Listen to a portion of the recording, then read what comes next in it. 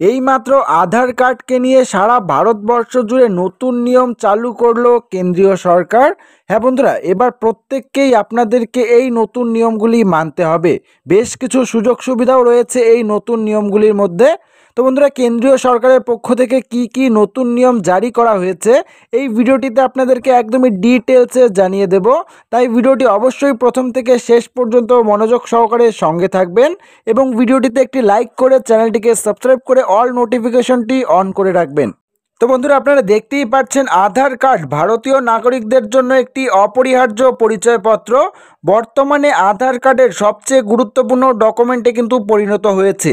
সরকারি হোক বা বেসরকারি সকল কাজের জন্য এই আধার কার্ড কিন্তু প্রয়োজন হয়। ভারতের প্রায় 95% মানুষের কিন্তু আধার কার্ড আছে। Unique identification authority of India অর্থাৎ ইউআইডিএআই প্রতিটি নাগরিককে 12 সংখ্যার একটি আধার কার্ড কিন্তু প্রদান করে থাকে। এখন পরিচয়ের প্রমাণের জন্য বা সরকারি প্রকল্পের সুবিধা পেতে আপনাদেরকে আর ফিজিক্যাল আধার কার্ড বহন করতে হবে না বা এর ফটোকপিও কিন্তু রাখতে হবে না। সরকার একটি নতুন আধার অ্যাপ চালু করেছে। এর মাধ্যমে ব্যবহারকারীরা ডিজিটালি তাদের পরিচয় কিন্তু যাচাই করতে পারবেন। কেন্দ্রীয় মন্ত্রী অশ্বিনী বৈষ্ণব বলেছেন যে এই নতুন আধার অ্যাপে মুখ শনাক্তকরণ এবং কিউআর কোডের মতো কিন্তু বিশিষ্ট যুক্ত করা হয়েছে।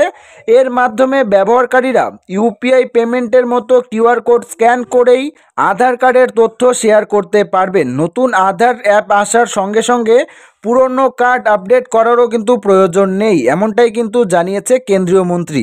এবং এই অ্যাপটিতে আরও একটি বৈশিষ্ট্য রয়েছে, ব্যবহারকারীরা অ্যাপটি থেকে তাদের কাস্টমাইজ বিবরণ শেয়ার করতে পারবেন। এর অর্থ হলো আপনি আপনার আধারে কতগুলি বিবরণ, যেমন শুধুমাত্র আধার নম্বর, ঠিকানা এবং ছবি শেয়ার করতে চান তা নিয়ন্ত্রণ করতে পারবেন। নতুন আধার অ্যাপটি গুগল প্লে স্টোরে কিন্তু আধার ফেস আরডি নামে চালু করা হয়েছে। বর্তমানে এর অ্যাক্সেস সীমিত। ইউআইডিএআই জানিয়েছে যে ব্যবহারকারীদের প্রতিক্রিয়ার ভিত্তিতে অ্যাপটিকে আরও উন্নত করা হবে। এরপরেই এই অ্যাপটি কিন্তু সকলের জন্য অ্যাক্সেসযোগ্য হয়ে উঠবে।